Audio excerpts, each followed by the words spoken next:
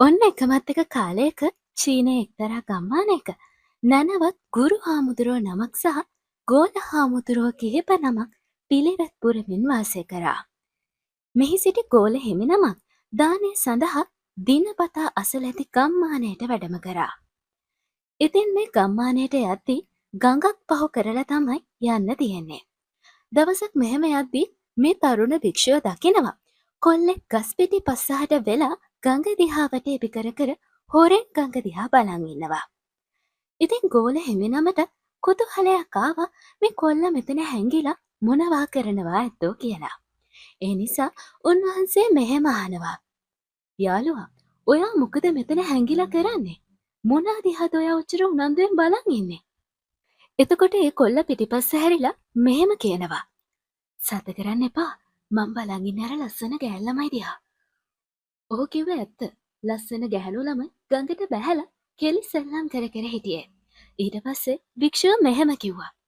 ඔයා කරන්න නම් හොඳ වැඩක් නෙවෙයි. මේ විදිහට හොරෙන් එයාලා දිහා බලන් ඉන්න එක වැරදි වැඩක්. එතකොට පිරිමි ළමයා මෙහෙම කිව්වා. ඔව් වෙන්න ඇති. ඒත් බලන්නකෝ. ඒ ගෑල් ළමයිගේ ලස්සන. මේ කතාවට හුම්කන් දුන්නු තරුණ භික්ෂුව නැවත අර ගැහැණු ළමුන් දිහා බලන්න ගන්නවා. මේ ඉන්න තරුණ භික්ෂුවක්. උන්වහන්සේට පුළුවන් උනේ නෑ තමන්ගේ මනස පාලනය කරගන්න. ඒ දැකපු දර්ශනය නිසා ඔහුගේ සිත කාම සිතුවිලි වලින් පිරුණා. ඉතින් උන්වහන්සේ ඒ දිහා බලාගෙන හිටියේ හරිම ආසාවෙන්. මේ විදියට හැංගිලා උන් දිහා බලන් ඉති උන්වහන්සේගෙන් අහනවා, මේ මොකද්ද මම මේ කරන්නේ? මේ ඉන්නේ මන් නෙවෙයි. මම මෙතන යන්න ඕනේ. එහෙම හිතපු මේ තරුණ භික්ෂුව වහාම තම අසපුව වෙත වැඩම කරනවා. දවස ගෙවෙනවා. එදිනෙදා වැඩත් එක්කම.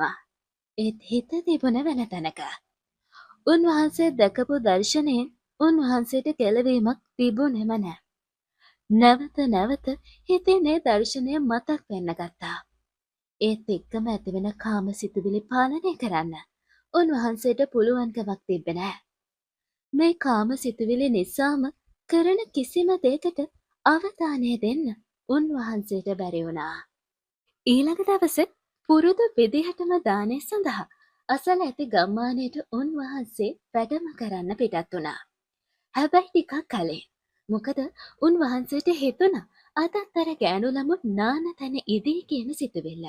ඔව්, උන්වහන්සේ හරි. හිතපු විදිහටම අදත් ඒ ගෑනු ළමයි එතන නාන ගමන් හිටියේ. ඇයි ඒ විතරද? මේ සිද්ධිය පෙන්නපු කොල්ල පුරුදු විදිහටම එතන හිටියා. මේ විදිහට ඒ නරක පුරුද්ද උන්වහන්සේගේ දිනපතා පුරුද්දක් බවට පත් වුණා. දැන් වෙනදටත් වඩා උදෙන්ම උන්වහන්සේ දානය සඳහා පිටත් වෙන්නෙම අර කොල්ල එක ගෑනු ළමුන් දිහා බලන බලාපොරොත්තුවෙන්මයි. උන්වහන්සේගේ සිත මේ වෙති කාම සිතිවිලි වලින් පිරීලා තිබුණා. ඉතින් ආරාමෙදිත් උන්වහන්සේට එදිනදා කරන වැඩවලට නිසි අවධානයක් දෙන්න පුළුවන්කමක් තිබුණේ නැහැ. ඒ වෙනුවට උන්වහන්සේගේ හිත හැම වෙලෙම තිබුණේ එදා දවසේ දකින ගැහැණු ළමයින් ගාව. හොඳින් පාඩමට සහ භාවනාවට දක්ෂව හිටපු මේ තරුණ භික්ෂුවගේ වෙනස මේ නැනවත් ගුරු හාමුදුරුව නමට තේරුම් ගියා. මෙතන මොකක් හරි වැරද්දක් තියෙන්න ඕනේ. ඉතින් ඊළඟ දවසේ මේ ගුරු හාමුදුරුව ගෝල හාමුදුරුව ළඟට ගිහින් කිව්වා, අද මමත් එන්නම් ඔබත් එක්ක දානය වෙනුවෙන් ගම්මානයට වැඩම කරන්න කියලා. මේක අහපු අර තරුණ ගෝල හාමුදුරුව බය වෙලා වගේ මෙහෙම කිව්වා. නෑ කොහොමදවත් අවශ්‍ය වෙන්නේ නැහැ ස්වාමීනි. මට පුළුවන් වෙනද වගේම දානයට වැඩම කරන්න. එහෙම කිව්ව භික්ෂුව පුරුදු විදියටම ගම්මානයට වැඩම කරන්න පිටත් වුණා. ගෝල භික්ෂුව පිටත් වුණු වහාම උන්වහන්සේත් ගෝල භික්ෂුව පස්සෙන් හොරෙන්ම ගියා. පුරුදු විදියටම පොඩි හාමුදුරුවෝ ගඟ පැත්තට ගියේ ඒ ස්නානය සඳහා එන ගෑනු ළමයින්ගේ ඒ දර්ශනයේ පහස විඳින්න.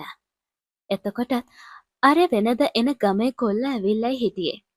පස්සෙන් ආපු ගුරු හාමුදුරුවෝ මේ සිද්ධිය දැකලා වික්ෂිප්ත වුණා. ඊට පස්සේ ලොකු හාමුදුරුවෝ සැරෙන් සහ සද්දෙන් මෙන්න මෙහෙම කියනවා. පොඩි නම මෙතන මොකද කරන්නේ?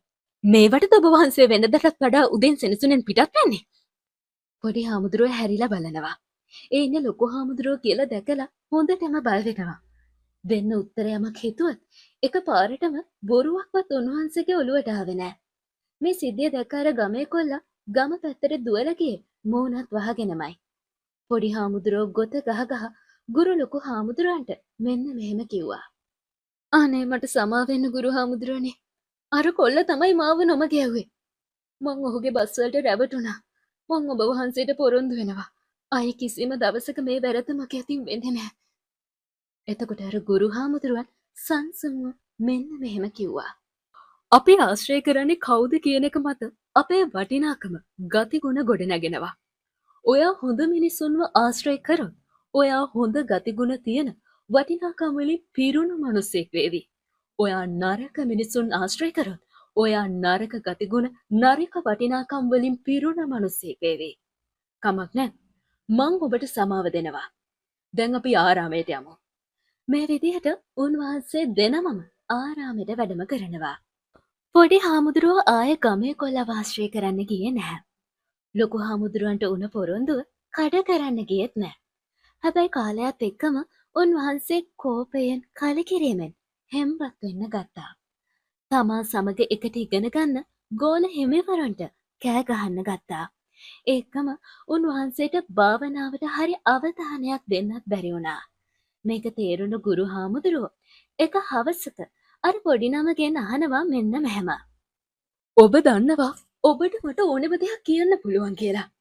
ඇයි ඔබ කලාකාරී ලෙස ඇසිරෙන්නේ? මොකද්ද ප්‍රශ්නේ? කියන්න මට. අර පොඩි හාමුදුරුවෝ වැඳගෙන මෙන්න මෙහෙම කිව්වලු. අනේ ස්වාමීනි, එදා සිද්ධියෙන් පස්සේ මං අර ගඟ දිහාවට නම් ගියේ නෑ. මං ඔබ වහන්සේට උන පොරොන්දු ඒ විදිහටම පිළිපැත්තා. හැබැයි මං එහෙ නොගියට මගේ හිතෙන් මැවෙන්නේ මේ ගෑනු ළමයිම. එයාලා ගැන ඇතිවෙන නරක කාමසිතුවිලි මට නවත්ත ගන්න බෑ. මං ඒ සිතුවිලි නවත්තන්න උත්සාහ කරනවා. හැබැයි ඒක මට කරගන්න බෑ. ඒව ගැන නොහිතා ඉන්න උත්සාහ කරාට ඊටත් වඩා ඉක්මනට ඒ සිතුවිලි මගේ හිතට ආයෙ එනවා. මම මොකද කරන්න ඕනේ? මට තේරෙන්නේ නෑ. එතකොටම ලොකු හාමුදුරුවෝ මේ පොඩි නමව එක්කන් යනවා සෙනසුනේ දෙප්ප උද්‍යානයට. හිතන්න, ඔයාගේ මේ මනස භූමිය වගේ කියලා. එතකොට ඔයාගේ සිතුවිලි තමයි බීජ වෙන්නේ. ඔයා මේ භූමියේ විෂ සහිත බීජ හිටවලා නිතර නිතර වතුර දාලා ඒවට සාත්තු සපායම් කරොත් කාලයත් එක්කම මේ භූමියම විෂ සහිත පැල පිරුණු වත්තක් බවට පත් වෙනවා. ඔන්න හදිස්සියම තීරණය කරොත් විෂ සහිත බීජ හිටවන්නේ නැතුව ලස්සන සුවඳ පිරුණු මල් හිටවන්න. කාලයත් එක්කම අර විෂ පැල අභාවයට ගිහින් මේ වත්තම මල් වලින් පිරේවි. තව කාලයක් යද්දී ඒ මල් පැල වලින් ලස්සන මල් පිපේවි. ඒ මල් වල සුවඳ මේ භූමියම සුවඳ කරාවි. ඔන්න ඔය වගේම අකණ්ඩව අපි විසින් ලබා දෙන සිතිවිලි සහ රූප තමා බීජ විදිහට අපේ මනස පැලවෙලා කාලයත් එක්කම අපිව පාලනය කරන්නේ. අපි කාම සිතුවිලි එහෙමත් නැත්නම් ඍණාත්මක සිතුවිලි එක්කම නම් දවස ගෙවන්නේ. කාලයත් එක්කම ඒවා අපේ ජීවිතේ වෙනවා. ඒ සිතුවිලි වලින් අපිව පාලනය කරන්න ගන්නවා. හැබැයි අපි ඒ විෂ පැල හිටවන එක නතර කරලා සුවඳ මල් පැල හිටවුවොත් අපේ මනසේ ඒ කියන්නේ අපි ධනාත්මක සහ සෞඛ්‍ය සම්පන්න සිතුවිලි වලින් අපේ හිත පිරෙව්වොත් කාලයත් එක්කම අර කාම සිතුවිලි ඍණාත්මක සිතුවිලි අපේ මනසින් පිට වෙලා යන්න පටන් ගන්නවා. මේක අහන් හිටපු තරුණ භික්ෂුව මෙහෙම අහනවා. ඒත් ස්වාමීන් වහන්සේ මම භාවනා කරද්දී මගේ හිතෙන් මැවෙන්නේ මේ නරක සිතුවිලිනේ. මගේ මනස ඒ සිතුවිලි වලින් පිරීලා යනවා. මේකෙන් මං ගැලවෙන්නේ කොහොමද? එතකොට ගුරු හාමුදුරුවෝ සේනාමස මොහොනේ මෙන්න මෙහෙම කියනවා. ඒ සිතුවිලි එක තරඟ කරන්න යන්නත් එපා. ඒ සිතුවිලි නවත්තන්න තදින් උත්සාහ කරන්නත් එපා. ඔයා ඒ සිතුවිලි නවත්තන්න උත්සාහ කරන තරමටම තවත් ශක්තිමත්ව ඒ සිතුවිලි ඔයාගේ හිතට එන්න ගන්නවා. සිතුවිලි එක්ක තරහ වෙලා තරඟ කරලා එයාලව පරාද කරන්න බෑ. මොකද ඔයා ඒව යටපත් කරන්න උත්සාහ කරන තරමටම දන්නේම නැතුව ඒ සිතුවිලි එක තවත් ඇලෙන්න ගන්නවා. කාලයත් එක්ක ඔයා මේ සිතුවිලි එක සටන් කරන්න ගියොත් වෙන්නේ ඒ සිතුවිලි වලම හිරකාරයෙක් වෙන්න වෙන එක. ඔයා කරන්න ඕනේ ඒ සිතුවිලි දිහා බලන් ඉන්න එක. හරියට චිත්‍රපටයක් බලනවා වගේ. නිකන් හිතන්න ඔයා චිත්‍රපටයක් බලන රසවින්දට ඔයා ඒව ඇත්ත ජීවිතයට අදාළ කරගන්නවද? ඒකේ රඟපාන නළු නිළිය එක්ක පෞද්ගලික තරහක් ඇති කරගන්නවද? නෑනේ. ඔයා දන්නවා ඒක ඇත්තක් නෙවෙයි කියලා. අන්න ඒ වගේම භාවනාවේදීත් ඔයාගේ හිතට එන ඒ සිතුවිලි දිහා ඔහේ බලන් ඉන්න. ඒව ඇති වෙන විදිහ නැති වෙන විදිහ නිරීක්ෂණය කරන්න. නරකයි කියලා හොඳට දන්න දෙයකට පවා ඔයාව පොළඹව ගන්න හිත උත්සාහ කරන විදිහ බලාගෙන ඉන්න. හරියට වෙන කෙනෙක්ගේ සිතුවිල්ලක් දිහා බලන් ඉන්නවා වගේ.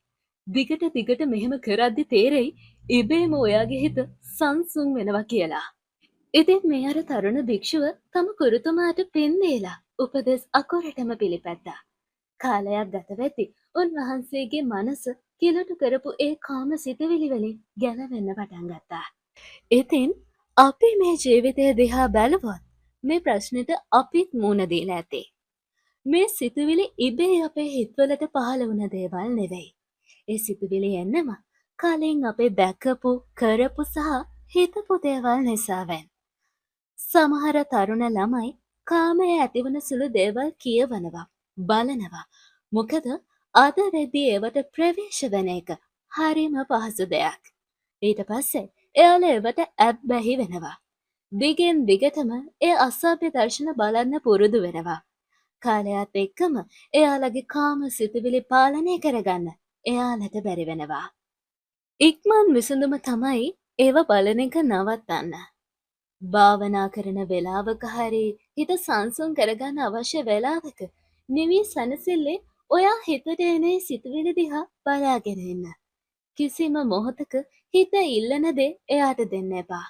අන්න එහෙම කරොත් ඔයාට පුළුවන් වෙයි ඔයාගේ හිත පාලනය කරගන්න.